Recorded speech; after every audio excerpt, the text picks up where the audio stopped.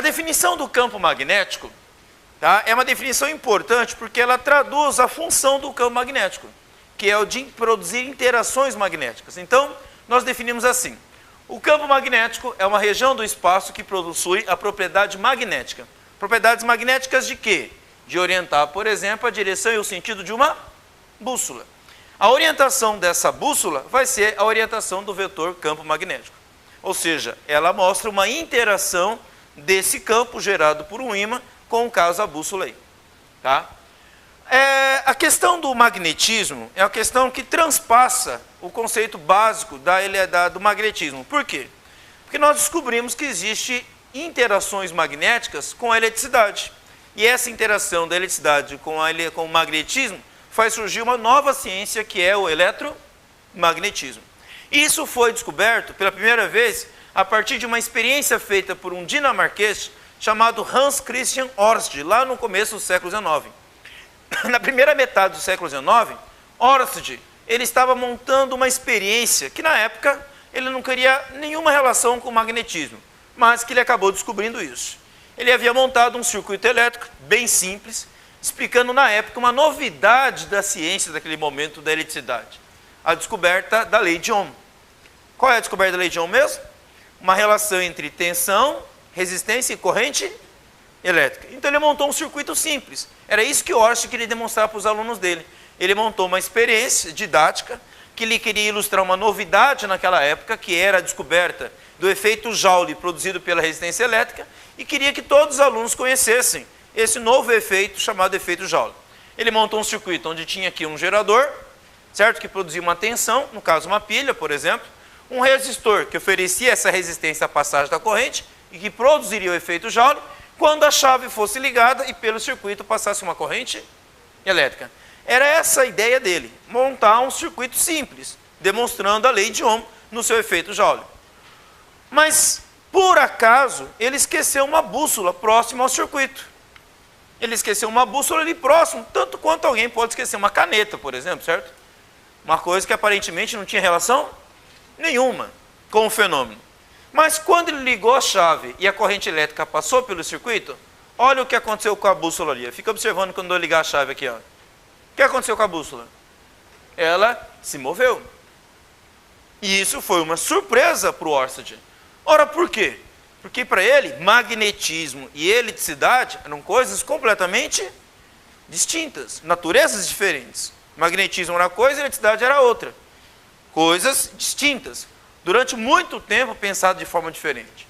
No entanto, ao ligar a chave e perceber o movimento da bússola, isso despertou a curiosidade dele. A pergunta que ele fez, obviamente, foi: por que que a bússola se mexeu?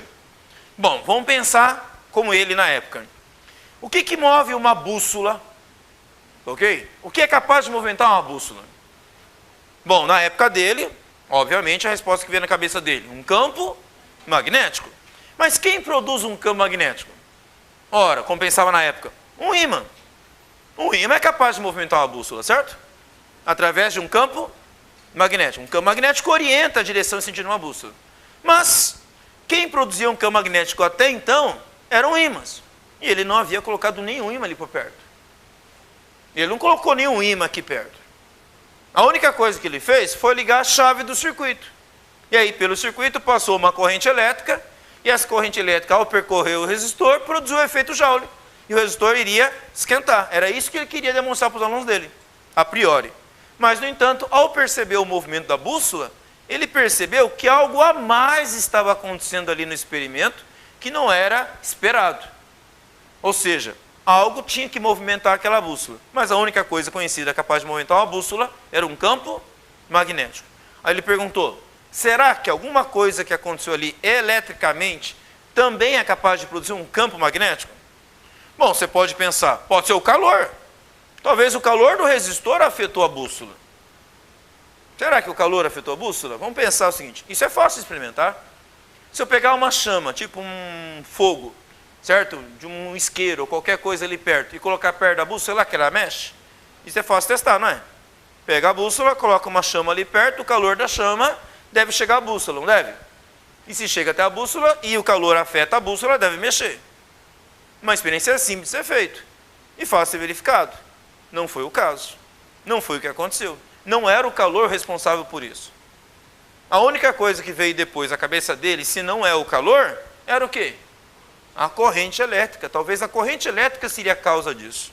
Tá? Deixa eu mostrar melhor a experiência dele aqui para vocês, tá?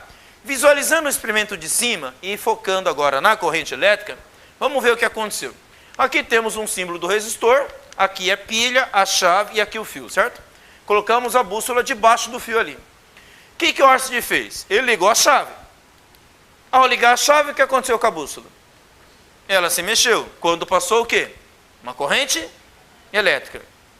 Bom, se eu pensasse que talvez fosse o calor do resistor que movesse a bússola, eu poderia pensar, se eu provocar um isolamento térmico, tipo colocando isso aqui dentro de uma caixa térmica, o calor não iria sair e a bússola não seria afetada, certo? Mas mesmo assim, a bússola foi afetada, mesmo que o calor daqui não chegasse aqui. Logo, então não era o calor. Se eu colocasse a chama de um fogo ali perto, também talvez afetaria. E não afetou. Então, testando outras hipóteses, a única coisa que restou para ele foi que a causa provável da bússola ter mexido seria a corrente elétrica. Mas corrente elétrica, criando o campo magnético é uma grandeza vetorial, que tem direção e sentido. Se a causa é a corrente elétrica, e a corrente elétrica cria um campo magnético ao redor dela, então segue-se que se eu inverter a corrente, o que deve acontecer com o campo?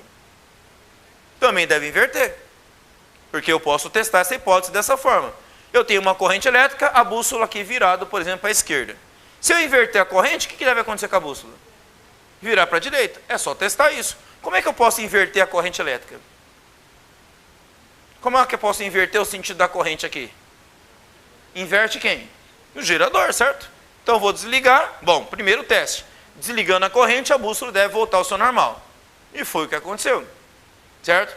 Em seguida, o que ele fez? Ele foi ali na pilha e inverteu a pilha. Coisa simples, certo? Ao inverter a pilha, o que vai acontecer com a corrente elétrica? Vai inverter. Foi lá e ligou a chave de novo. Olha o que aconteceu com a bússola. Ela inverteu o sentido. Ora, então se eu inverto a corrente e eu inverto a bússola, então qual é a causa do campo magnético que influencia a bússola? A corrente elétrica. Então, com uma hipótese testável, ele pôde testar e o resultado foi confirmado, que a bússola invertiu o sentido quando invertia-se a corrente elétrica. Então, com isso, ele chegou a uma conclusão, que magnetismo pode ser produzido pela eletricidade. Campos magnéticos não são produzidos exclusivamente por ímãs, mas também podem ser produzidos por corrente elétrica. Ok? Aqui eu mostro uma fotografia ilustrando o que é o fenômeno, certo? Nós temos a chave, o fio e aqui a bússola, paralelo ao fio, semelhante à ilustração que eu fiz aqui na animação, certo? E agora a chave fechada e a bússola mudando de direção. Ou seja, afetada pelo campo magnético da corrente elétrica. Tá? Então, qual foi o resultado da experiência dele, depois de testar a hipótese? A passagem de uma corrente elétrica por um fio criava ao seu redor o que, então? Um campo magnético, num plano perpendicular. Por que perpendicular? Vamos olhar lá. A tendência da bússola era ficar perpendicularmente ao quem? Ao fio. Então significa que o campo magnético está perpendicular ao fio. Tá? Então o resultado foi, a passagem de uma corrente elétrica por um fio cria ao seu redor um campo magnético perpendicular. E que o campo magnético depende de quem? Do sentido da corrente, já que a causa é a corrente. Se eu inverto a corrente, o que acontece com o campo? Também inverte. Ok? Mas uma boa forma de você verificar isso melhor é modificar a experiência agora. Oersted, ao invés de ficar preocupado agora com a lei de Ohm e demonstrar o efeito Joule da resistência, ele modificou o experimento dele, fazendo com que um fio agora atravessasse uma mesa, por exemplo, um furo de uma mesa. Imagine uma tábua horizontal onde eu faço um furo nessa tábua. E eu pego o fio e atravesso esse furo, certo? Por que ele fez essa modificação?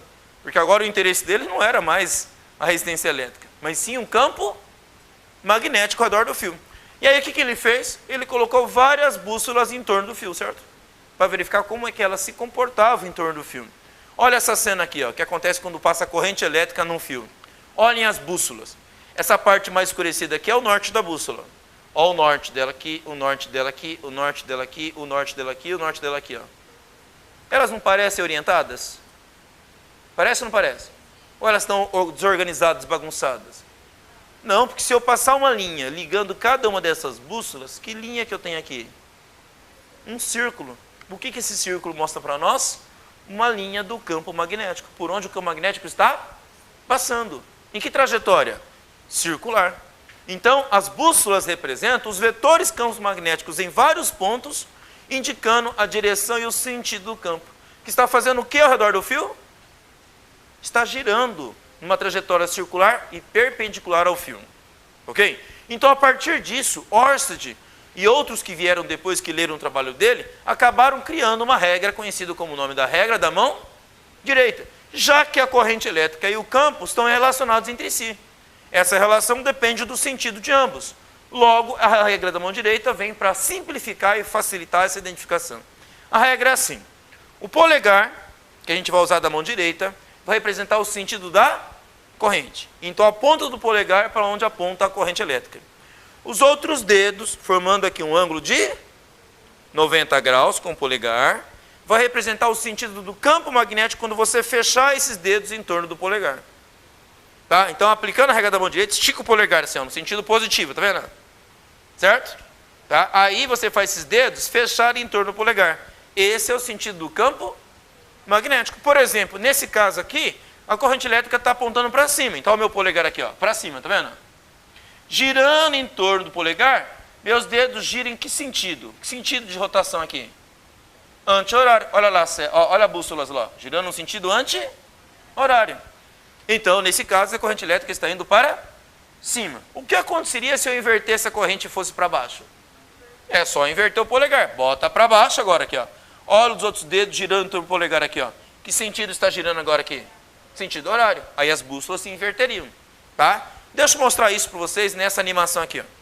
Nessa animação, eu tenho uma modificação daquela experiência original de Ohm, certo? Que era demonstrar ali a resistência elétrica e o efeito Joule, né? Agora modificado para atender a expectativa de Ørsted, que era entender melhor o campo magnético. Ele pegou o fio, atravessou a mesa e colocou várias bússolas em torno do fio agora. Aí o que ele fez? Ele fez a corrente elétrica passar pelo fio. Por exemplo, ele fez a corrente elétrica subir. Veja o que acontece com cada uma das bússolas. Originalmente, olha essa bússola, essa e essa aqui. Todas elas estão apontando na mesma direção e sentido. Nesse momento, orientadas pelo campo magnético da Terra, certo? Ok? Como se estivesse apontando todos eles para onde? Para o norte geográfico, certo? Ou na direção do norte geográfico.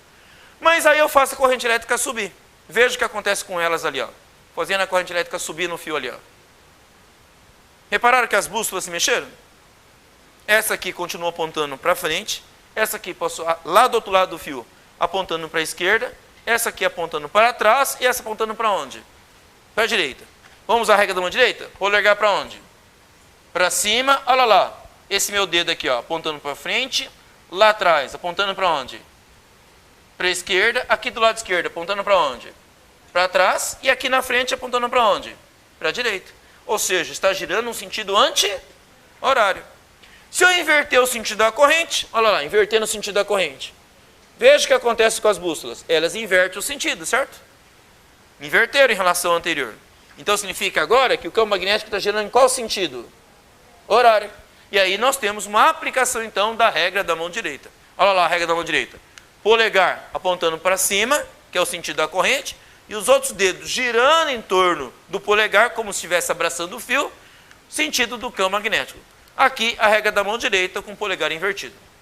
Ok? Então, a regra da mão direita, ela veio a facilitar, tá, a identificação da relação entre a corrente e o campo magnético.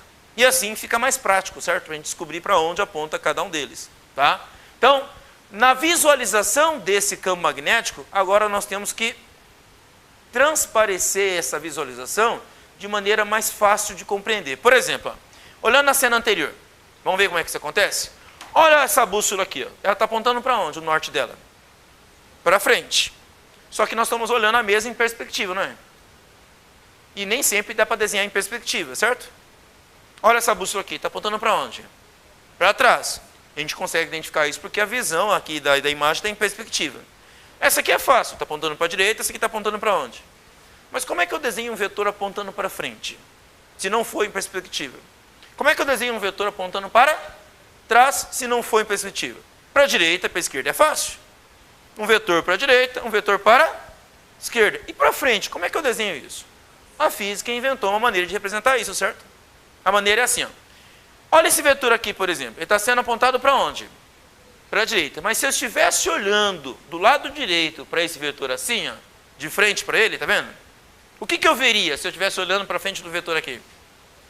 O que eu veria dele? Não veria a ponta dele?